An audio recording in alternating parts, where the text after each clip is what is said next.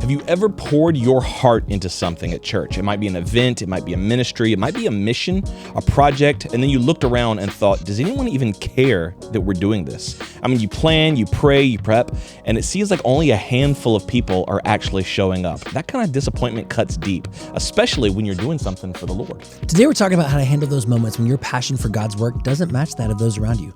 Coming up right now on the Clearview Today Show.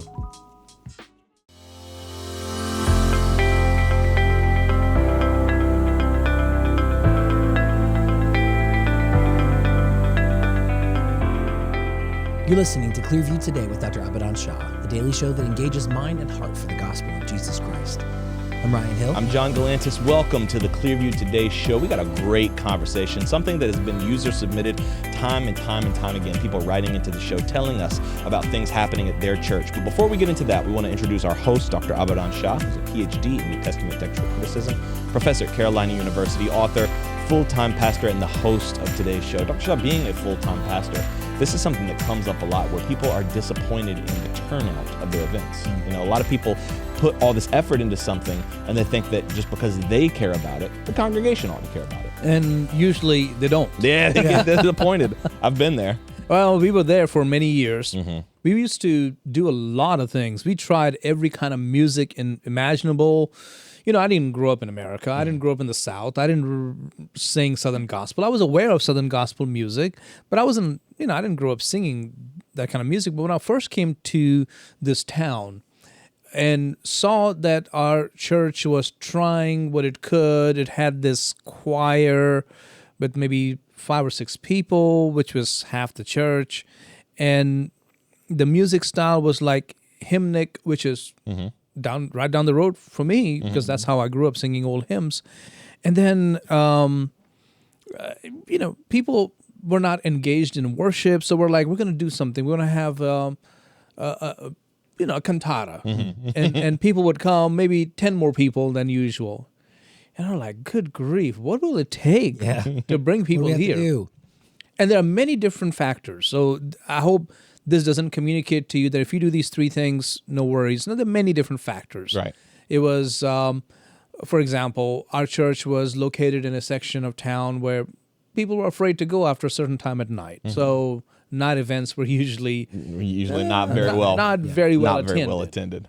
Our church at one time, then our church not really had a reputation per se, but it was more of a just people didn't think anything good came out of that church. It's just, it's a little congregation, and they will sort of survive as long as they can. And can anything good come out of Nazareth mindset?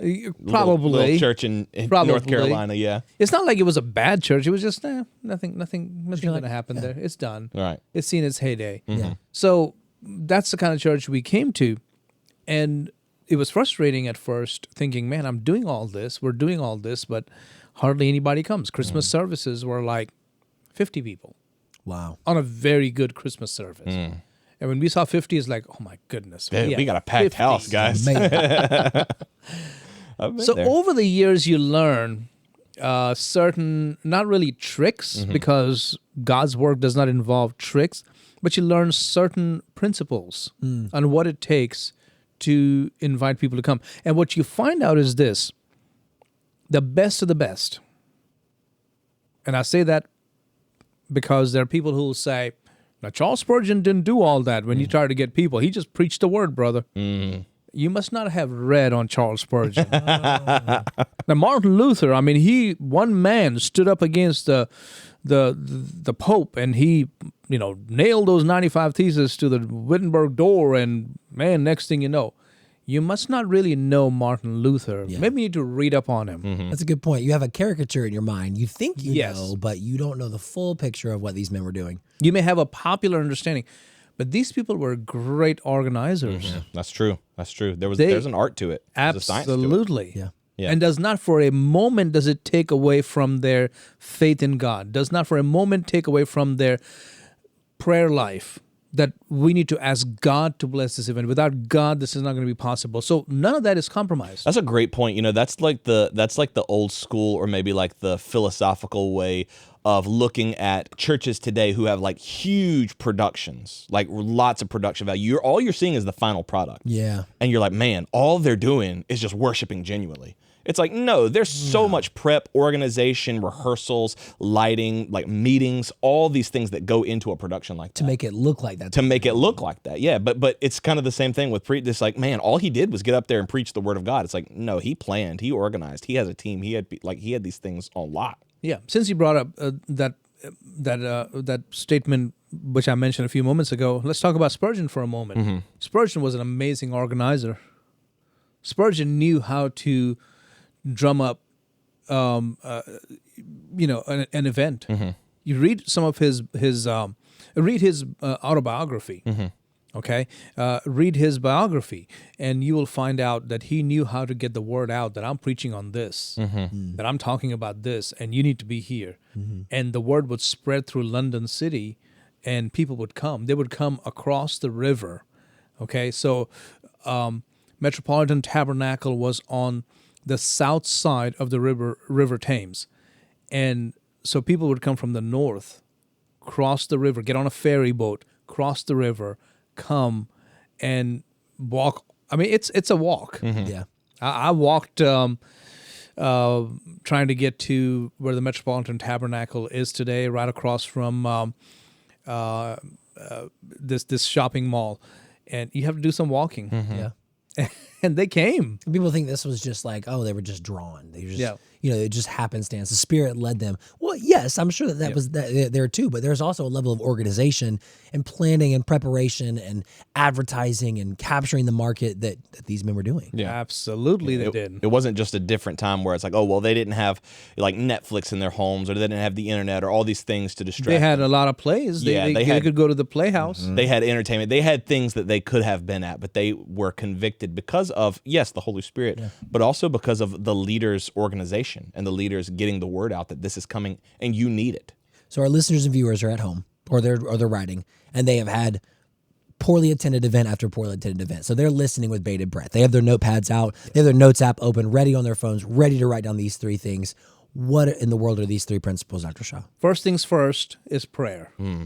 If you don't pray for an event, you're trusting in your own self, in your own flesh, and that event may be successful, but it's not going to be God-given success. There you go. It's going to be successful because in the energy of the flesh, you drummed up an event and you popularized it, and a lot of people came, and there was a lot of hype, but there will not be lasting soul change. And what you want is not just hype, you want hearts to be changed. That's right. There's a verse that I think a lot of people fall back on, which is, therefore, whether you eat and drink or whatever you do all for the glory of God. And I think a lot of times, even myself, I've done this, we misinterpret that and to say, okay, so let's stop caring about all the people who show up, because I'm just going to do this for God. And the people who show up, they don't really matter. Only God matters. But really what you're saying is, no, as long as I do it for the right reason, God is pleased, and all these people, it doesn't matter if they hear the gospel or not. Yeah, I think that's a cop-out. It is. Yeah. Yeah. That's a cop-out because you haven't done your part. And your part does not mean my part, God part. No, your part means what God has called you to do. When we say your part, we're not for a moment saying this is where you come in and this is where God comes in. God is through and through. If it's not about Christ and it's not about salvation, it's not about the truth, then might as well go home. How many church events do you think are happening all over America right now, let's say even today, that have not been prayed for? Not even once. I mean, think about our own church. There are a lot of times we have events, we're not praying for it. So, I mean, it's really an indictment on our own selves. I mean, as good of a church as we are at Clearview, there are times we just do the event, do the ministry, and people come, thank God. But did we really spend time really praying?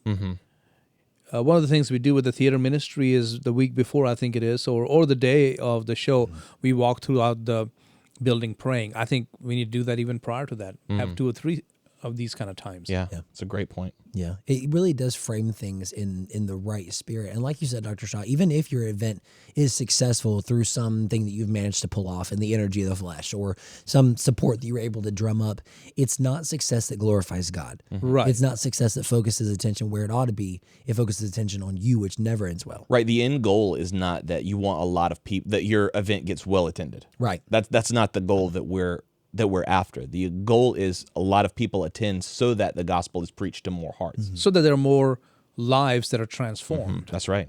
That's right. Even for Christians, Christians who attend, even if let's say 80% of the people who are coming are already Christians, they're already saved. Lives are still being transformed every single day. Christ is making us new every day. And these events that we do, if we're not praying over them, we're basically, like you're saying, we're trusting ourselves. Yeah. We're just making sure that I'm enough to make this happen. I would say to the people who are listening and watching, the same thing that I will say to you guys, our staff, and our church family is plan ahead. Have a strategy meeting. Get things on the calendar. And when you see something very significant about 2 months out, begin the time of prayer. Spend, even if it's 20 minutes, every 3 weeks or 2 weeks or whatever, when you get closer every week, praying for that event. That's how everything should be done. So getting things on the calendar based on what's happening in the church would also prevent a lot of miscommunications from happening, things sort of overlapping, one event overlapping another, people getting burned out, staff are worn out. So proper strategizing, getting things on the calendar a year in advance will help you to stay sane.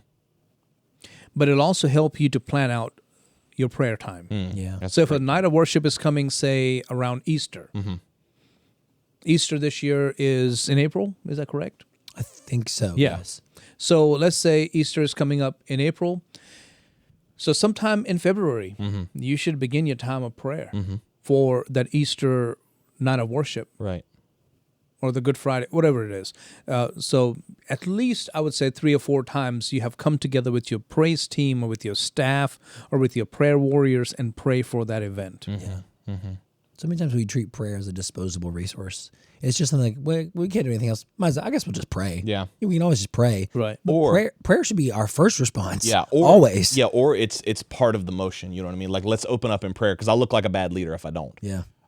It's sort of like an afterthought. Like you can tell. I think we've all been there. Anybody who's been there, like running around, they're plugging stuff in, they're unplugging stuff, they're taping stuff down. It's like, oh, we got to start. Let me go ahead and pray so that we can start. You know what I mean? It's like prayer becomes the thing that we have to do before we can actually do the thing we want to do. Right. Instead of prayer being the thing that's going to make what we're doing worth doing. You know That's what I mean? right. So once prayer has been activated and has been put on the calendar leading up to the event, then I think the next step is proper planning. Why do you think so many churches fail at this? Because I think when you said, you have to have meetings, you have to come together, you have to talk, a lot of people listening are like, oh gosh, I'd rather just do the thing. Why are we so averse to meeting and talking this through and planning this? Well, not all of people are averse to that. There are always some people who's like, I wish we had known that, or when is this going to be? Why didn't nobody tell me? I didn't get any email. I didn't get a text message. So there'll always be those kind of things. Now, some people just don't check their emails, Right. or they fail to check the app where all the announcements are coming. That's on them. But as a rule, we should be very diligent in making sure that your people are informed. Right. That we are making sure that not only those who are participating are aware of this, but the practice times are put out there well in advance. There's a schedule there that, okay, so every Thursday night until the event, we're doing this. Except for this Thursday night or that Thursday night. And then we're not going to have practice that week, or we're going to have it on Tuesday night. And something very properly given, handed out. The more official something looks, the more likely people will take it seriously. That's true. So if you're just shooting from the hip and people know you're doing that, then they'll also shoot from the hip because they feel like it's not a big deal because she's not making a big deal, or he is not treating it like a big deal, so why should I make it a big deal? Mm-hmm. And sometimes you'll have some people in your ministry, whether it is an outreach ministry or a children's ministry or a worship ministry, who will be very particular, and they will be like very get on your nerves. When is this going to be? Okay, now wait a minute. Now you said this over here, and it's like, oh, good grief! You are making things so much more difficult than they need to be. Maybe they're teaching you something. I think you're exactly right, because I've dealt, and I know we all have, but I've dealt with those people where like it feels like they're seeking a contradiction. Yep. You're like, okay, but you said this earlier. It's like, I know, but that's changed. Well, the change might not be a big deal to me because I've got all these other different things, but it is a big deal for the people who are taking this seriously, which is what we want. Right. That's something I think that God has definitely taught me, and you've taught me through my time here, is that the more casual you are with people, the less they will respect the mission, what we're trying to do. 100%. And I always approached it as, okay, if people are coming and saying, hey, I can't be at rehearsal tonight, what they're looking for is an out. So I'll give them an out and say, hey, absolutely, yeah, no problem. But what's happening is what they're getting is, this is not a huge deal. This is not important. It doesn't matter. It doesn't matter that I'm there. It doesn't matter that we're doing this. It doesn't matter that, I'm putting in extra work, or it doesn't matter that John is putting in extra work, or Dr. Shah is putting in extra work. Or other people will be involved. Yeah. Who will also be, put out because you didn't show up. Right. I can put something else in my calendar in that spot. And on some level, we know that it's our fault because we typically will say, well, you know what? After it was poorly attended, we'll say, the people who God wanted there, they were there. And it's like, yeah, I know that I didn't do this right. And instead of just saying, yeah, I dropped the ball here, I need to I need to put it on God. I need to put it on God and say, God, you were happy with it, because I can't imagine a world where you weren't. Yeah. Yeah. God is a God of order. God is a God who prepares and plans. I mean, think about the coming of his son, Jesus Christ, was not a random, accidental event. Mm-hmm. It was very well planned out before the foundation of the world. Mm-hmm. He was the lamb slain. I mean, so think about it. God plans. Yeah. Why don't you? Mm-hmm. I'm in the moment. Just let's get it done. Yeah. Okay, that's fine. There are certain things in the moment we can get it done, but then there are a lot of things I plan. Mm-hmm. Yeah. People often will compliment me and say, I don't know how you do what you do. I don't know how you do what you do. And if you ever see my notes, on my iPhone, there's a notes app. Mm-hmm. If you ever pull it up and see, I'm constantly writing, editing, deleting things that I need to do, things I need to finish, steps that I need to take, or people I need to talk to. Constantly, I'm making adjustments to my notes. And altogether, let's see if I can pull up my notes right now. Altogether, I have about 618 notes. That's incredible. 618 notes. And they range from tasks for today, tasks for David, for Nicholas, for Ryan, for John, for Adam. I mean, the different tasks I have for different people.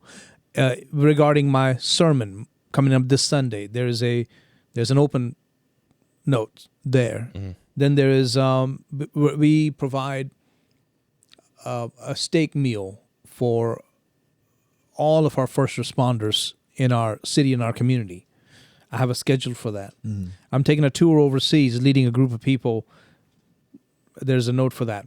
I mean, I can just go on and on. There's so much. I'm writing a book review for a theological journal. There are notes for that. Mm-hmm. All of this. I'm writing a book down the road. There's a note for that. There's somebody I need to reach out to and encourage them. It's a note for that. Mm-hmm. So how do I survive? Of course, by prayer, but also by a lot of planning. Mm-hmm. When I get up in the morning, that's the first thing I do is check my notes, see what's up, what I need to do. Planning feels, I think, to people like it's not the spiritual option, because you need to be led by the Spirit. You need to be open and available to be led by the Spirit where you need to go. And I think we've fallen into that trap that, God can't work through your planning. Of course he does. Yeah, or it's like, okay, I'll plan it out, but then I don't want to really involve other people, especially other leaders in the church, because what if they point out something that I need to change? Well, now I got to go change that. It's more work. So I'll just plan it out, and then I'll do it. But I think you said it best, Dr. Shah. When you do that, it creates confusion. It Yeah. creates confusion among your congregation, but it creates confusion among your core team. And I think one of the things, we had a staff retreat in New Mexico a few months ago. And one of the things that I really took away from that, and I think it will stay with me for the rest of my life, is that confusion is the enemy. Confusion among your team. I used to think that people didn't come to events because they just don't care or they're not passionate. I think a lot of it is just miscommunication and confusion that's around the congregation. And so I think planning together, especially us coming together as a core staff, a core team, creates clarity. I think we also fall into the trap of thinking people know what's going on in our heads. Like we know the ins and outs of the event. We know exactly what the goal is. We know exactly what we're trying to accomplish. But a lot of times, at least where I'm concerned, I haven't relayed that to anybody. So I'm like, why aren't you doing X, Y, and Z? I didn't know you needed that done. I didn't know you wanted that done. I didn't understand what the goal was. So miscommunication, confusion, a lot of times simply because we haven't relayed to people, here's the goal, here's what we're trying to accomplish, and here's the next steps. So far we talked about prayer, and then there was planning, as we've been discussing. The third thing I would say is be prudent. You say, what do you mean by be prudent? Prudent is another way of saying be wise. Now, I could have said be wise, but then there won't be any you want the three Ps. The three Ps need to be in the pod. There you go. So Exactly. be Very nice. prudent. Think about the audience. Who do you want to attend? You want, of course, your church family to come. You want people in the community to come. People are selfish. Okay? People are self-centered. There are some people who will come because they just want to come and worship. They just want to come and enjoy that play. But majority of the people want to go worship or enjoy that play because they have a connection with somebody who is on the stage. You say, well, that's the wrong reason for them to come to worship. It should be God. You're 100% right. They should worship just because you're worshiping God. But human nature is such that we feel a connection when there's someone of our family. Maybe it's your son, maybe it's your daughter, maybe it's your wife, maybe it's your mom, somebody who is on that stage singing, True. playing an instrument, performing on that stage, something they're doing, and grandparents will call everybody in the neighborhood to go and attend a play in which their granddaughter has 2 words. Yep. That's true. That's it. Yep. A family will invite everybody in the family because a niece or a nephew is going to play the guitar. So think about every event and go, now, will this event automatically generate an audience? Because then I don't have to do anything. Right. It's easy. Is a famous Christian artist, well, people are going to come because of his name. Right. If it's a certain genre of music, people are going to come because they love that genre of music. But you're not doing any of those things. And you're saying you should come just because you love Jesus. Right. And yeah, you can fuss at them for that. Especially like with things that aren't so different. So like I can give you an example. Like things that are normal in your church, like a Sunday service. So at Clearview, like we're doing a night of worship, right? We know that people can get the exact same thing on Sunday morning. It's just a longer service. It's going to be more songs. It'll be preaching. So it's like, okay, the default is, well, there's nothing different than what I would get on Sunday. So I can come on Sunday and still, quote unquote, get credit for worshiping God. So what's the incentive to come and participate in a night of worship? One of them that Dr. Shah, is always very, very adamant that we do because people love it so much is to involve the children. Because when you've got kids, let's say you've got 30 children singing in a children's choir. If they're all, that's what, 60 to 80 family members by default. Just right off the bat, not even to mention the people they'll invite. Who are already invested. They're not just attending. They're invested because their kid is part of it. Yeah. Now, somebody may say, man, you're just using people. You're just using kids to attract parents and grandparents and uncles and aunts and nieces and nephews. No, you're bringing people in so that you can then make an impact in their lives with the gospel of Jesus Christ. Right. A full room, it may give you some energy, but if the lives are just as empty when they leave, then in time you're going to stop doing those events. That's right. I think that's a great clarification. It's not just about people in the seats, so that we can look out and see a full room and be like, "Wow, great job, us! We did a good thing."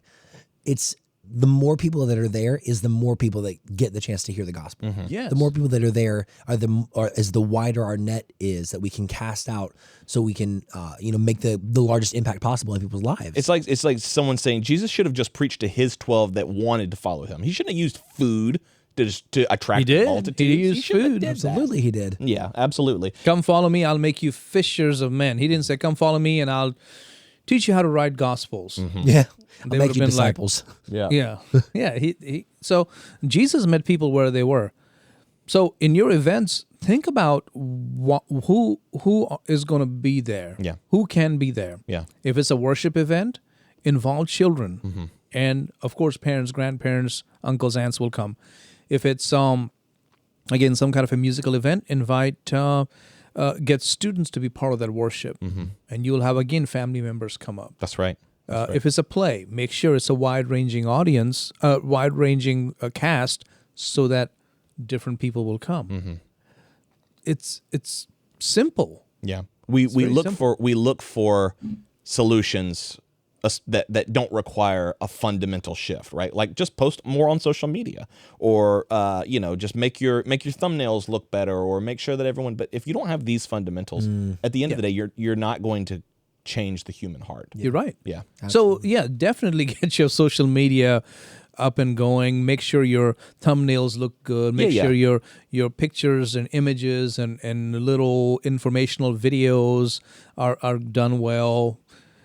But if other things are not done right, people are going to still look at that and go, huh, okay. Yeah, they're having something at church, something, I don't know. Okay, what's next? Where are we going to eat? Yeah, they won't care. And I can get up Sunday morning and just whoop the crowd for not showing up at your event. But honestly, be honest, I'm thinking inside, you didn't do your part. That's right.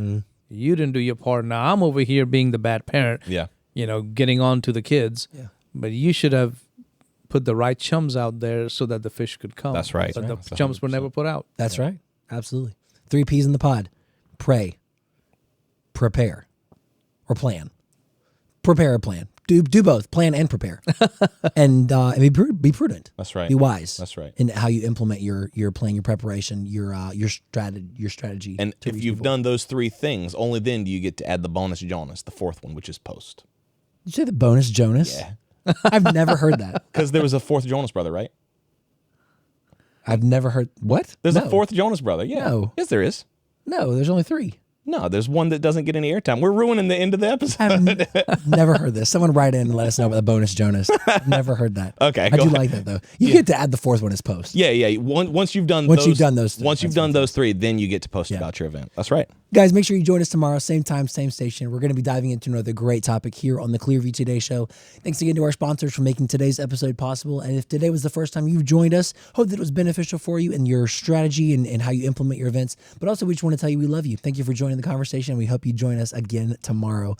You can always reach us at 252-582-5028. That number is always active. And we'd love to pray for you or just to say hello. And you can always support us financially at abidanshah.com/give. That's right. We got about 30 seconds left in the episode. The 4th Jonas brother refers to Frankie Jonas, the youngest brother of 3 musicians, Kevin, Joe, and Nick. While not in the band, Frankie has been involved in the entertainment industry, voice acting appearances, and films like Ponyo and Camp Rock 2, The Final Jam. No way, he was in Camp Rock? No one. I was going to say nobody's ever heard of this guy. What is Camp Rock 2? Sorry, Frankie.